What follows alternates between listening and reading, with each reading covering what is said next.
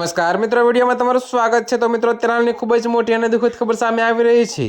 ત્યારે મિત્રો તમને જણાવી દઈએ કે હરિયાણાના પાણીપતમાં પોલીસે એક એવી મહિલાની ધરપકડ કરી છે જેને પોતાની ઈર્ષ્યા અને માનસિક વિકૃતિના કારણે અત્યાર સુધીમાં 4 માસૂમ બાળકોની હત્યા કરી દીધી। જોકે મિત્રો, ચોંકાવનારી વાત એ છે કે તેમાં તેનો પોતાનો સગો પુત્ર પણ સામેલ છે।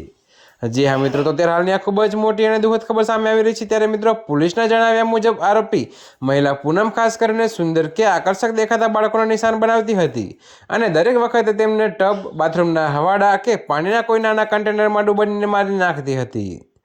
જી હા મિત્રો, તો ત્યારે હાલની આ ખૂબ જ મોટી ખબર છે। ત્યારે મિત્રો, પરિવારની ફરિયાદ પર પોલીસની પૂછપરછના પૂનમે આ દિલધડક ખુલાસો કર્યો કે તે વિધિ ઉપરાંત પહેલા પણ 3 બાળકોને મોતને ઘાટ ઉતારી ચૂકી છે, જેમાં એક તેનો સગો દીકરો પણ હતો।